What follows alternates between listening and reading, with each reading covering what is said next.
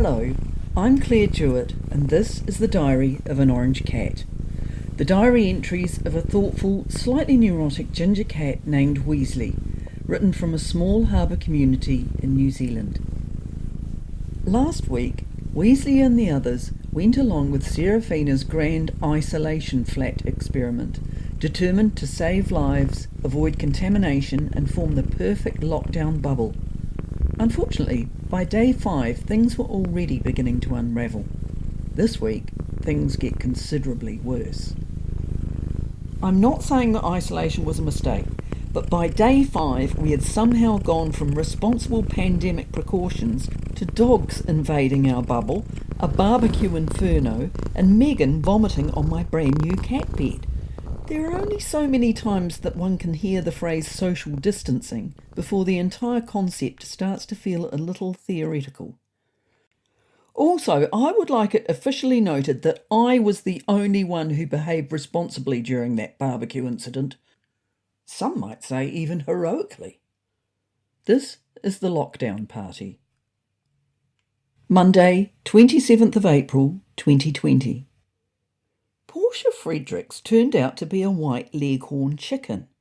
Serafina had cornered her when she turned up at the isolation flat to check on the building work in progress on the new garage, and she'd asked her to give a talk to our group. I can't begin to imagine why a chicken would be interested in building issues, but Portia, it seemed, was quite an expert and would often turn up at houses in the village where construction work was underway. At precisely 2:30 p.m, we gathered on the deck of number 47 Nehru Drive. It's safe to say that none of us had ever witnessed a chicken delivering a speech, so we were all intrigued to hear what she had to say. I was half expecting her to cluck on about council consent forms and the Resource Management Act, while Ron and Squeak harboured the hope that it would be something to do with luxury high-performance sports cars. It turned out to be neither. Giving her talk while standing on one of the outdoor plants on the deck, Portia explained that H5N1 was a virus that caused a highly infectious respiratory disease in birds called avian influenza or bird flu. We learned all about the goose guangdong lineage of the H5N1 avian influenza viruses, which first emerged in 1996 and spread to Africa, Asia and Europe through saliva, mucus and faeces of infected birds. She went on to tell us that the heterogeneity detected in these emergent viruses pose significant challenges in assessing host tropism, pathogenesis, routes of transmission and disease dispersal, and above all, defining efficacious risk mitigation strategies. Even Serafina looked on the verge of dropping off to sleep. "Fascinating," exclaimed Ron with more than a hint of sarcasm, waking us all up with a start. "A cat's really in danger of getting this bird flu?" "Yes," said Portia, puffing her feathers up importantly. "H5N1 can be transmitted to cats by eating infected birds or through contact with other infected cats. Bird flu can cause symptoms such as lethargy, depression, dehydration, and respiratory problems in cats. In rare cases, bird flu can also affect humans who have close contact with sick cats." Another good reason for us all to be hypervigilant when it comes to personal hygiene, social distancing, and stamping out any inclination we may have to eat birds, said Serafina. "Thank you, Portia. I think you have confirmed that our decision to isolate while all these viruses are circulating in the community has been a good one." That had arguably been one of the most boring talks that any of us have ever heard. We all thanked Portia and she gave us the egg that she'd laid in the pot plant, then clucked off to check on another building project. Tuesday, 28th of April, 2020. We're now into day 5 of our isolation and everything has gone a bit pear-shaped. It started off with an argument over breakfast when Ron made the observation that dogs were going out walking with their owners. "Why are they not saving lives like we are and forming their own bubbles?" "That's typical of dogs," remarked Squeak, short of breath after inhaling his breakfast. "You see them panting and slobbering everywhere. They clearly think they're free to do whatever they like." "Arrogant entitlement," said Ron, shaking his head incredulously.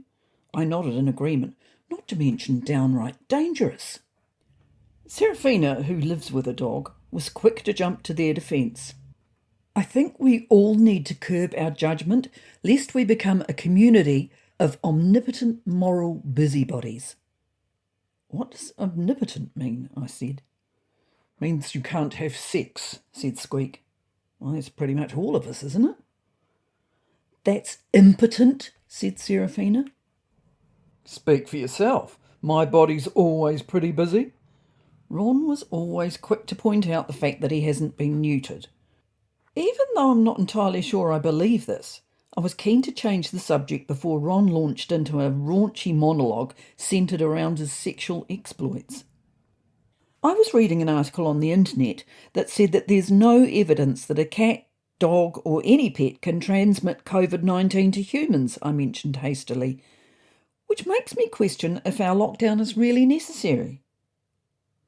"You read it on the internet?" screamed Serafina, overacting somewhat in my opinion. "Was it backed by scientific evidence? Peer-reviewed?" "I don't know. I just thought it was thought-provoking." "You just thought," she screeched, making me feel like a fool. "You just thought that at alert level 3 with the entire country in lockdown that you could just casually browse the internet and..." "I wasn't casually browsing, I was reading." "Don't worry, mate, she's just pissed off that the Peninsula Post isn't being delivered anymore," said Ron. "I am not!" And she flounced out of the room before her voice got so high-pitched that only bats would be able to hear it. Usually Serafina's infamous flounce would have had more effect, but being cooped up in the same house has lessened its impact somewhat. It means that she can't disappear for any length of time and has to eventually sidle back into the same room, by which time none of us knows where we stand and the whole thing gets horribly awkward. I was surprised she was still bothering with the flounce, to be honest. Ron, Squeak and I went outside to the deck and started to think about dinner. We were always thinking about dinner since there was little else to think about. No one wanted to watch television or browse the internet casually or otherwise, so Ron suggested to Squeak that he might like to try putting some of his fresh food on the barbecue. I've never had a barbecue before, and was warming to the idea when a post-flounce Serafina appeared with Madeline. Madeline is Serafina's sister of sorts. I say of sorts because Madeline is a dog. Worse still, Madeline had brought a couple of her doggy friends, Bean and Stuart, with her. The three of them seemed very interested in the barbecue idea. "Where did they come from?" I said indignantly. "Surely your lockdown guidelines don't allow for a cross-species bubble?" I looked to Ron and Squeak for support, but they were too busy putting about a week's worth of Squeak's food on the barbecue, along with the egg that Portia had given us. Serafina simply ignored me and went to the kitchen to get a roll of Ziploc bags. "There to put the dog poo in?" she said before I was able to ask.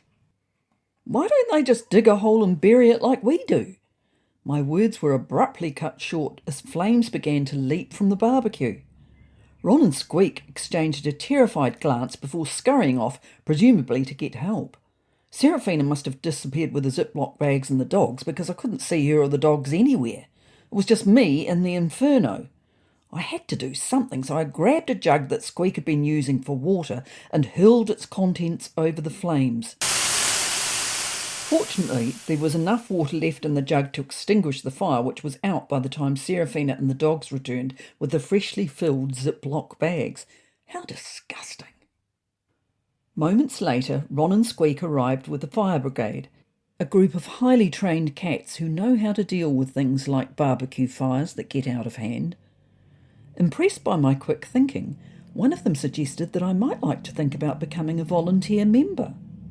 I'll give this serious consideration, as I've heard that these cats are very highly thought of in the community.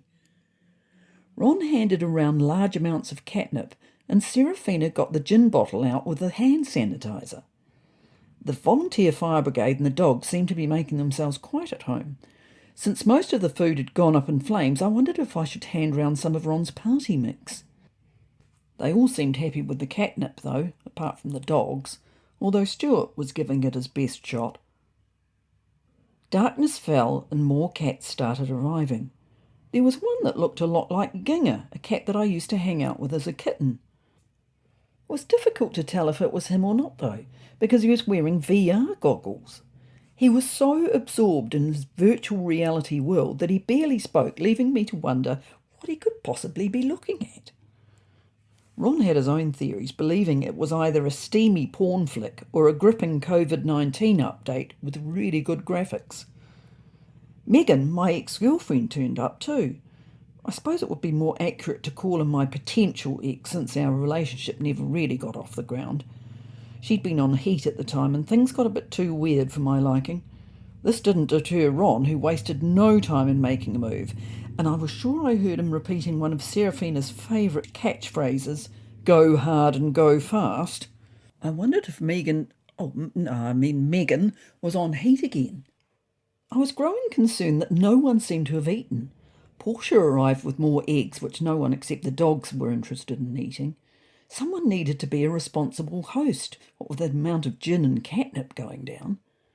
I contemplated reigniting the barbecue, thinking this would be a safe move, given that the entire volunteer fire brigade was in attendance.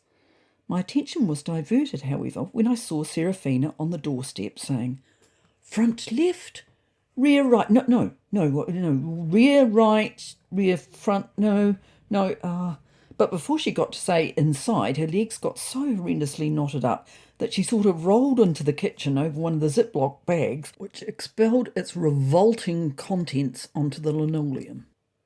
Our isolation flat had become less of a bubble, more like an agitated sort of froth. I ate a handful of party mix and headed to my bedroom, thinking that I might even sleep in my unused cat bed. I'm pleased I organised my toys before the party.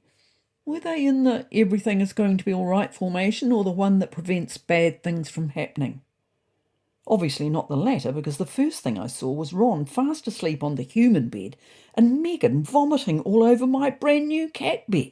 She has quite long fur, and I wondered for a moment whether I should offer to hold her fur out of the line of fire and act as a sort of spare partner in Ron's absence. Surely that's not the job of a potential ex, though. Ron should be doing this rather than sleeping.